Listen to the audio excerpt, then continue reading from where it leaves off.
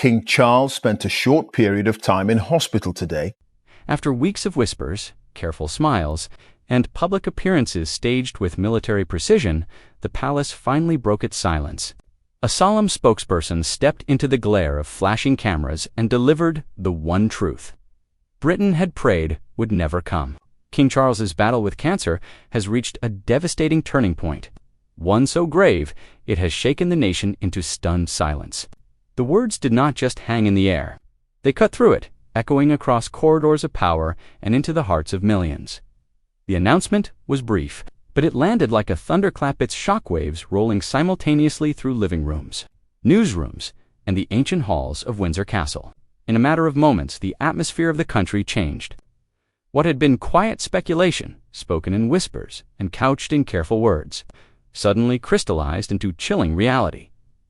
The palace statement carried an unmistakable gravity. Each word felt deliberate, each pause heavy with unspoken meaning. It was not just about the king's health, it was a signal, the kind of signal that history books will one day dissect. For many, this was not merely a medical update. It was the opening line of a new chapter in the monarchy's story, one that few were ready to face. Outside Buckingham Palace, the reaction was instant. Crowds swelled as though drawn by instinct, gathering in silence, then murmuring, then gasping aloud as the words replayed again and again on screens. People wept openly. Strangers clutched one another's hands. The rhythm of daily life froze, suspended in a collective moment of grief and uncertainty. For decades, the palace had worked to project an image of control, of permanence. But in a single night, that carefully tended illusion cracked above the crowds. Helicopters circled ceaselessly, their blades slicing through the frosty night air. Television crews elbowed for position at the palace gates, their lights glaring, their microphones reaching hungrily toward any official figure who appeared. Within minutes, the palace grounds transformed into the epicenter of a historic breaking story. What had once been serene, composed, and orderly now pulsed with urgency, chaos, and a sense that history was unfolding in real time. Yet behind the stone walls, whispers carried a darker truth. The timing of this announcement had not been part of the meticulously crafted communications plan. Something had changed overnight. A sudden development described by one aide only as deeply concerning had forced the palace to abandon weeks of carefully scheduled strategy. It was as though an unseen force had pushed them into the open, stripping away the usual choreography of royal messaging. That rushed, unpolished urgency only deepened the fear that something irreversible had happened. And yet, amid all the noise, one absence overshadowed every word spoken at that press podium. Queen Camilla, who had stood faithfully beside Charles through nearly every public moment of his reign, was nowhere to be seen. Her absence at such a critical hour sent shockwaves across the watching world. Was it sorrow that silenced her? Was it conflict? Or something far more complicated? In royal history, absences are rarely accidents. Often, silence speaks louder than words. And this silence was deafening. Even the language of the statement was scrutinized by experts and seasoned royal watchers. The spokesperson didn't just mention the king's health, they spoke of the continued stability and strength of the monarchy. To the untrained ear, it sounded ordinary. But to those who know the palace's coded language, it was anything but. This was a deliberate choice of words, a signal to the nation and to the world. This crisis is not just about one man's illness. It is about what comes next, who will lead, who will be trusted, and how the fragile balance of power within the royal household might shift if the worst were to unfold. Even inside the palace, aides exchanged uneasy glances. They had seen what unfolded the night before. They had lived it. And though the public had been offered only the polished surface, beneath it lay a raw and turbulent reality. For many within those walls, this was the moment when history, health, and hidden truths collide, a reckoning that had been brewing quietly for months. The monarchy, so often seen as an immovable pillar, now stood at a crossroads. Its calm facade was fracturing, and beneath it was a vulnerability rarely revealed to the outside world. Britain found itself suspended in emotional limbo, waiting desperately to understand what this truly meant for the future of the crown. But to understand why the words struck like a thunderclap, we must step away from the cameras and return to the quiet halls of Balmoral Castle. It was there, past midnight, that the palace's veil of dignity gave way to panic.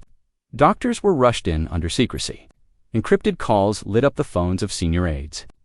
What began as a routine check spiraled into a night none of them could turn back from. A night when the monarchy itself seemed to teeter on the edge of an irreversible shift.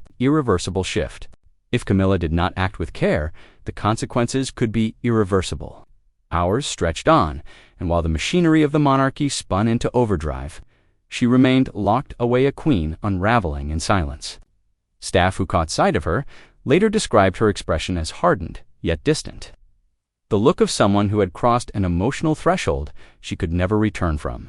Deep down, she understood that the tides of palace power were shifting beneath her feet, whether she wanted them to or not.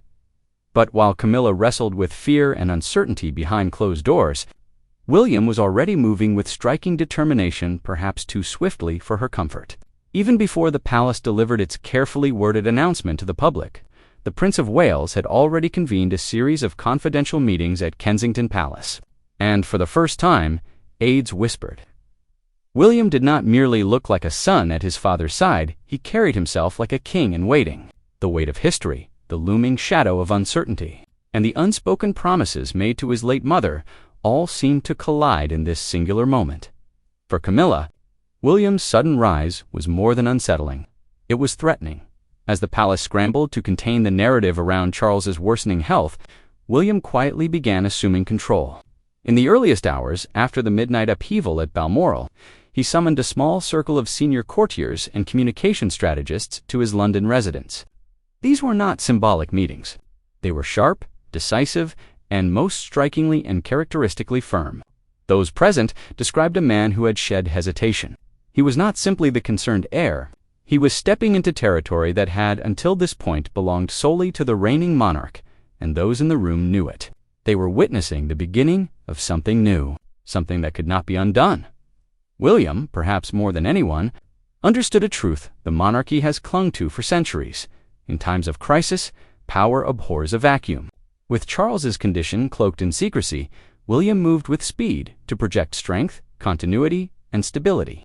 He instructed his advisors to draft contingency strategies that could reassure both the nation and the world that the monarchy remained unshaken, no matter what storm lay ahead. These were not routine discussions. They were conducted with the sober realization that the monarchy could be entering a transitional era far sooner than anyone had prepared for. But beneath William's composed exterior ran something far more personal. Sources close to him say he was reflecting on his mother Diana, her words, her wishes, and her hopes for him. Promises whispered decades ago in the privacy of mother and son seemed to shape the choices he made in those fragile hours. For William, this was not just duty. It was legacy. It was justice. It was the inevitable fulfillment of a role he had been preparing for his entire life. The determination that radiated from him was quiet but unmistakable, and those closest to him say they had never seen such intensity in his demeanor. Yet not everyone welcomed his assertiveness. Within Camilla's circle, murmurs of unease began to ripple. To them, William's decisive steps felt less like preparation and more like encroachment. An intrusion onto ground that was not yet his to claim. The fault line quickly became clear: control over the narrative. William pushed for transparency and proactive communication, believing the nation deserved clarity. Camilla's advisors urged caution, preferring the protective shroud of silence around Charles's health. Two camps were quietly pulling in opposite directions. Charles himself, though weakened, seemed to recognize what was happening. According to palace insiders, he privately authorized William to take an unprecedented role in guiding communication. It wasn't an official proclamation, but it was unmistakably a quiet transfer of influence delivered in hushed tones behind closed doors. To those present, it felt both inevitable and unbearably heavy. The public began noticing the change almost immediately. William and Catherine's appearances grew more deliberate, their words more carefully chosen, their presence more commanding. Each engagement was weighted with symbolism, every gesture crafted to calm the nation and steady the crown. Slowly, almost imperceptibly, the spotlight shifted. Away from Charles, away from Camilla, and toward the couple who embodied the monarchy's future. William's calm but decisive actions sent a message impossible to ignore. He was ready. He would no longer wait for history to find him. He was stepping into it. And for Camilla, watching from the shadows, it must have felt like the ground was vanishing beneath her feet. Yet while William was carving a path forward, Charles was grappling with something even more devastating than politics. In the quiet hours after his doctors delivered the crushing news, the king summoned only 2 people into his private study. What he told them was not merely medical lit, was a confession decades in the making, one that could alter family dynamics, challenge public perception, and unseal a vault of royal secrets long buried. For years, Charles had carried the weight of his crown with determination and quiet vulnerability. But that night, as the true gravity of his prognosis sank in, something broke open. The king, who had spent a lifetime preparing to lead, now stared directly into his own mortality. His doctors had been blunt. The situation was no longer manageable, it was a turning point, and no amount of protocol, ceremony, or royal polish could protect him from it. So Charles turned to the only 2 people he trusted to bear what he was about to reveal: Princess Anne, his steadfast sister and confidant, and a lifelong aide who had served him with absolute loyalty. The 3 of them gathered in the king's private study, the same room where treaties had been signed, state secrets discussed, and royal decisions weighed. But on this night, the atmosphere was entirely different. It was not about policy or politics. It was about confession. Insiders described Charles's voice as heavy with sorrow but clear with conviction. He spoke of legacy, of regrets, of promises to Diana that he had failed to keep. He admitted the ghosts of the past still haunted him, the unresolved tensions, the mistakes, the unfulfilled words he had whispered but never delivered on. For a man who so often remained stoic in public, it was raw and startling. Then came the revelation that stunned even his sister. Charles admitted that his greatest fear was not only death, but what his death would mean for Camilla, for all her titles, for all the years she had fought to secure her place by his side. Her position was more fragile than the public realized. Without him, her influence could falter. Her future could be questioned. Her reign as queen consort could crumble before it had truly begun. It was a rare and deeply personal admission, not of politics, but of love, of fear, and of the insecurity that had trailed him for decades. But then came the most shocking moment. Charles referenced a letter long whispered about but never confirmed. A letter he had written years ago, which he now described as his true will for the future of the crown. Some say it was drafted in the immediate aftermath of Diana's death, when grief and guilt forced him into deep reflection. Others believe it had been updated more recently, shaped by his perspective as king. Whatever the truth, the fact that he invoked it on that night suggested its contents were not merely symbolic. They carried weight, perhaps instructions that could alter the very structure of succession.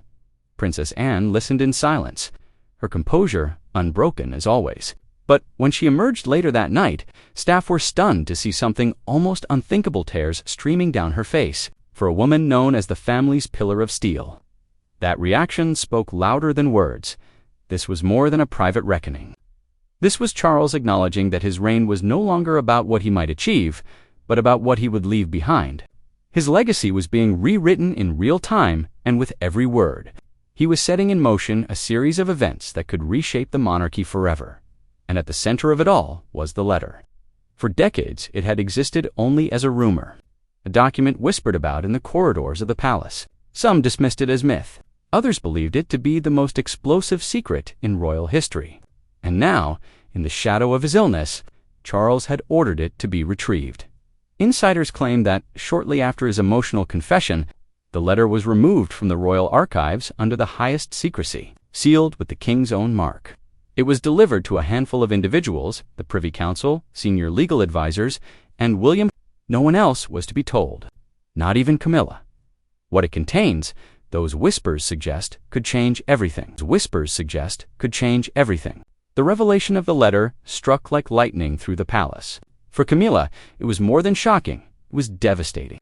For years, she had believed her place beside Charles was unshakable, that decades of loyalty and sacrifice had secured her permanence. Yet, here in black and white, lay proof that even as Charles fought to crown her queen in the eyes of the world, he had quietly left behind instructions that tilted power decisively toward William. To Camilla, it felt less like a safeguard for the monarchy and more like betrayal. The timing could not have been more brutal. With the king's health crumbling and the institution on unsteady ground, this long-hidden document was no longer a relic of the past. It was an active directive. Its retrieval meant it had entered the bloodstream of the monarchy, coursing through every conversation, every calculation, and every silent glance across the palace corridors. Senior advisors, once firmly aligned, began to shift in whispers, their loyalty swaying toward the inevitability of William's ascent. Those who had dismissed decades of rumor now faced undeniable proof. Charles had always believed his eldest son, not Camillo, was the stabilizing force to guide the crown through turmoil. The fallout was immediate and merciless. The family fractured in real time. What began as hushed debates turned into emotional confrontations behind gilded doors. Camilla, blindsided and furious, demanded answers. Insiders described her as trembling with heartbreak, her voice breaking between rage and sorrow. She had stood by Charles through ridicule, scandal, and decades of scorn only to discover she had been excluded from the most defining decision of his reign. Her supporters clung to her side. But even they could not ignore the force of what the letter represented. William, however, did not flinch. Those present recall him as steady, composed, but unmistakably authoritative. This was no longer the hesitant prince, the reluctant heir forever overshadowed by his parents' legacy. This was a man stepping fully into his destiny. He did not treat the letter as a revelation. It was as though he had always known it would surface, always known that his father's trust ran deeper than protocol allowed. He acknowledged the document with calm gravity, stating simply that his father's written will must be honored. The tone was quiet, but it carried the weight of finality. Caught between them stood Princess Anne, loyal to Charles. Bound by her role as the family's constant, she became the reluctant mediator. Those close to her say the king's confession had marked her deeply, and in her heart she knew his intentions. Though she tried to steady the storm, her presence lent William's position an authority that Camilla could not counter. It was the alignment of history and bloodline against the fragility of a queen. Consorts claim the division seeped beyond the family, infecting the palace staff. Corridors, once alive with quiet efficiency, became battlegrounds of suspicion. Two factions emerged: Camilla's loyalist seasoned aides, who had built her influence brick by brick, and William's rising circle, younger, sharper, and emboldened by inevitability. Memos were guarded, meetings tense, alliances shifting overnight. Even the press began to catch the scent. Leaks appeared in headlines with unnerving precision. Some painted Camilla as a wronged wife betrayed by fate. Others framed William as the anchor of a monarchy on the brink. Outside, the choreography of royal unity began to fracture. Watchers noticed it in the smallest gestures: the stiffness of Camilla's smile, the increased prominence of William and Catherine, Anne's steadfast presence at her nephew's side.